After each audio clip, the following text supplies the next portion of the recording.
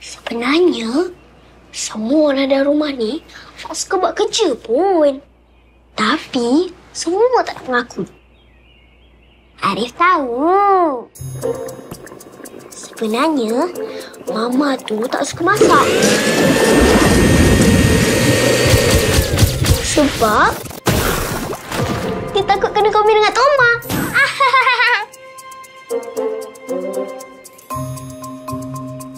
Yan pula, sebenarnya dia alergik dengan baju raya. Sebab dia tak pandai gosok.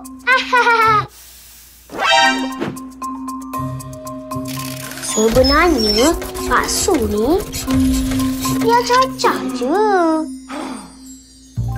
Sebenarnya dengan pelaya pun dia tak tahu.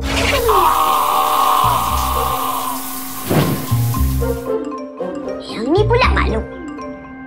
Sebenarnya, Arif rasa maklum ni dia berlakon busy je.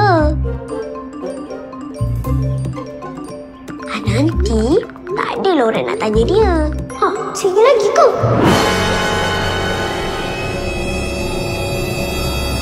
Arif, sini je. Sini.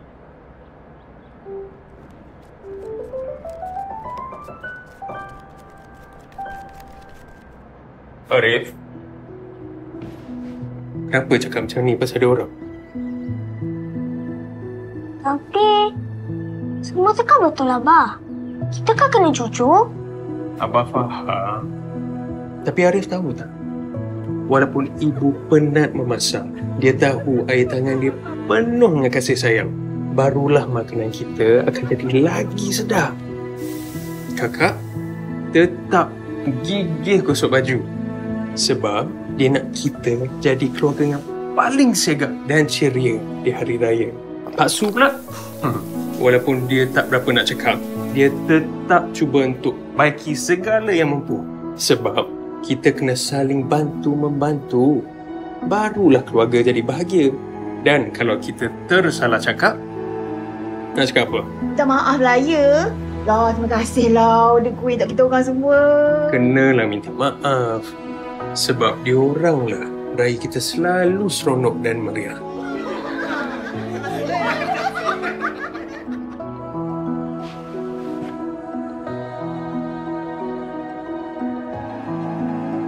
Arif minta maaf. Arif tak tahu pula yang Arif tersalah cakap. Tak apa, Arif. Nanti Arif pergi minta maaf kat diorang. Okey? Arif nak tolong Abah tak? Nak.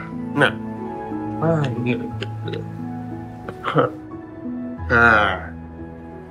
Pergi.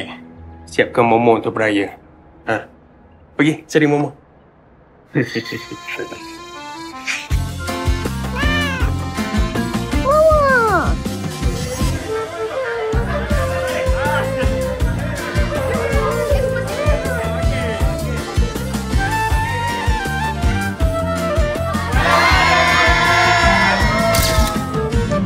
Selamat Hari Raya Aidilfitri.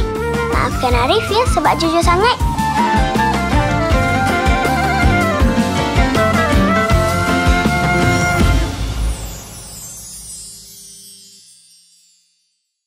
Selamat Hari Raya. Maaf saya batin.